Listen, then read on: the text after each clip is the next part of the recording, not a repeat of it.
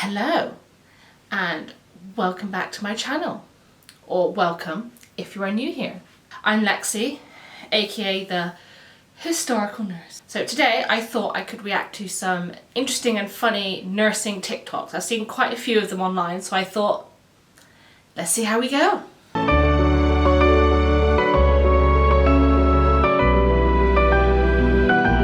I think the word you're searching for is Space Ranger. The word I'm searching for, I can't say because there's preschool toys. I don't get it. Good God. Are they all going to be like this? I hope not. What do you think I'm going to say to you? No. Correct. Oh dear. Okay. I have had this conversation many a times with people. So basically, COPD is a breathing condition where your lungs don't process oxygen, CO2 the same way as someone who doesn't have COPD, because their lungs are damaged. Normally caused by smoking. So basic gist is, a little bit of medical history for you now. Normal people with normal lungs, when you don't have COPD, when you've got high CO2, that's when your brain goes, "Ooh, I need to breathe." And that's how you breathe. It's an involuntary response that your body just does automatically. With the COPD patient, when you get low levels of oxygen, because you've always got high levels of CO2 in the lungs, when you've got low levels of oxygen, that's when you need to breathe. So basically your body's not blowing off CO2 in an effective way.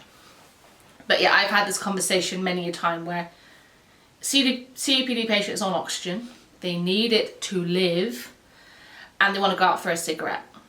And so I don't know what it's like in any other country, but in the UK, I'm very lenient. I'm very lenient with my patients who require to go out for a cigarette. So if they want to go out for a cigarette, I can't stop them. Go for it. However, if you're attached to oxygen, I can't let you go out because oxygen is flammable. Plus a cigarette, which is on fire technically, it can lead to an explosion. So yeah. If you've got oxygen attached, you can't go out for a cigarette or for a vape. And you most certainly cannot do it out of a window.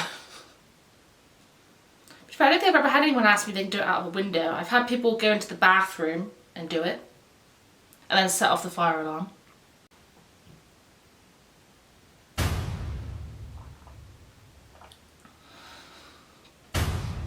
Yes. Yes.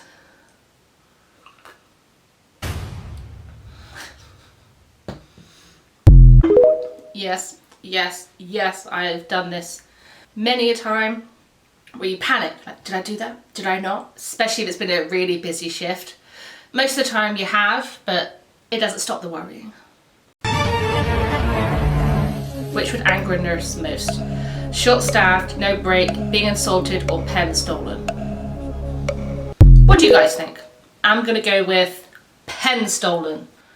Oh, nothing irks me more than when I give someone my pen and they don't give it back.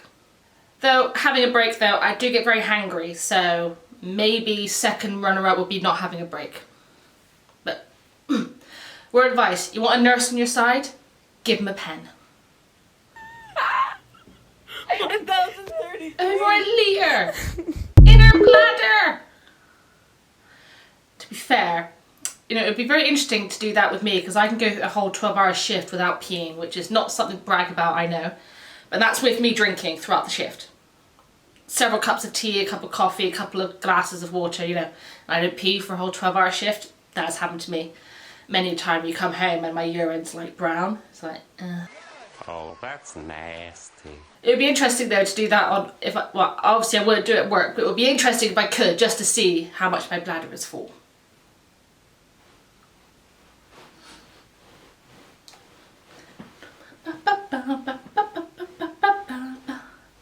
Sorry, really good music.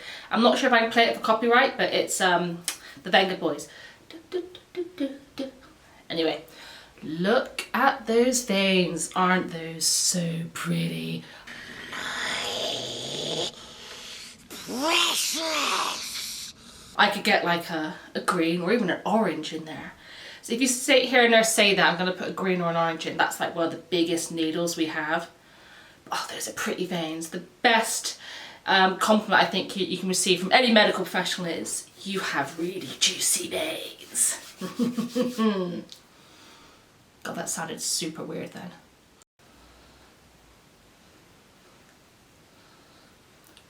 Writing on the wall. Huh? I'm just going to rewatch that. I was too busy playing on the music. Let me just rewatch it.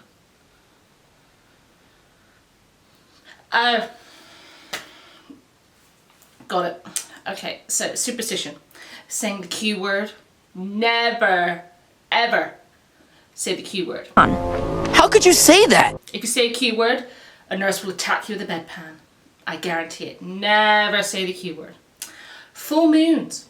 I'm telling you, whenever there's a full moon, we know about it. Something weird is going to happen on a full moon. Every time without fail. I don't know why it happens, but every time there's a full moon. Gonna have a bad time. What else? Superstitions. The Q word, a full moon.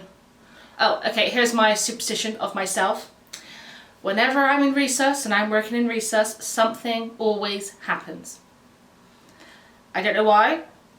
Same when I'm in triage. Whenever I do triage, something always happens. You can guarantee it. It's me. I am just a shit magnet.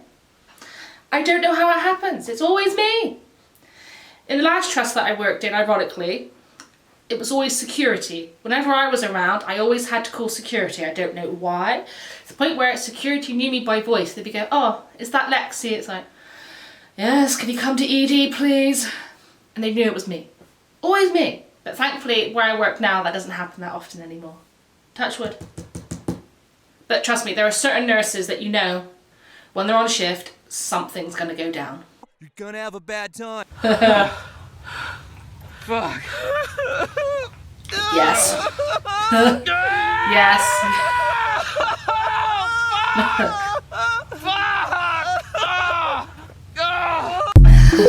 Yes.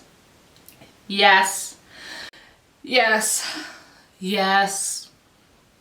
Many a time we've had such a horrible shift and I've got a student with me. I'm trying to remain calm, professional, but actually on the inside, this is probably what I'm doing. The worst shift I ever had, I had something like, I was doing a night shift in recess. I didn't get a break till gone 5 a.m.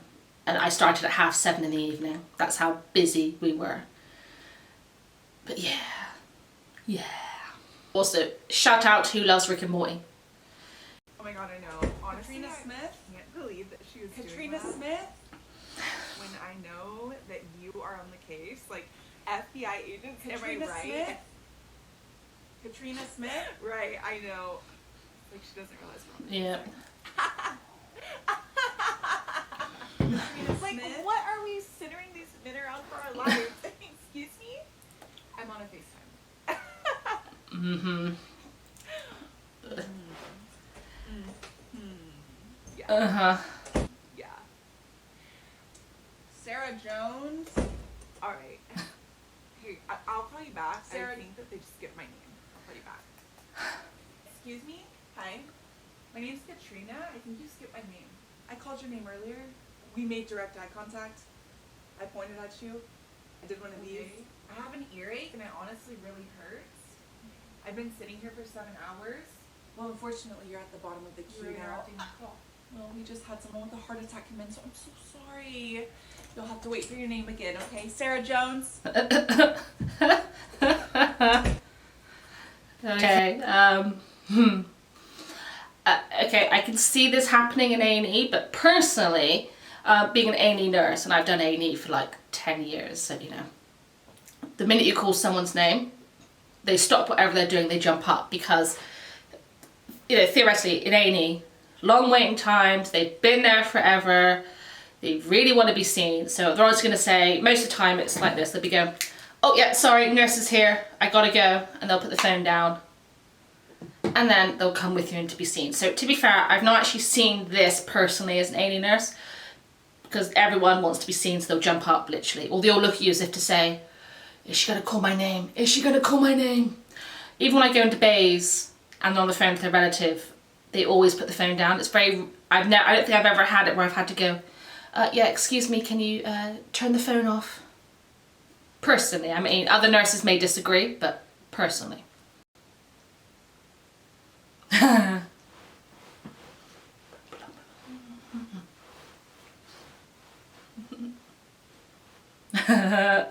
I wish I could dance like this. This would be great. So AF, for those who don't know, it stands for atrial fibrillation. It's an irregular heartbeat where the atrial valve is in fibrillation. It's not beating properly, and it can sometimes miss signals to the ventricles and make your heart very irregular. Not always life-threatening if treated with medication. It's not necessarily life-threatening, but very treatable. Obviously, sometimes it can become life-threatening. But yeah, anyway, so that is it for the TikToks. Let me know what you think. Please feel free to tag me in any TikToks you want me to look at or react to. I've got a few more that I want to do, so yeah. So if you like you'd like me to react to more stuff, hit me down in the comments, like and subscribe, and as always, stay curious, stay safe, stay healthy, and I'll see you later.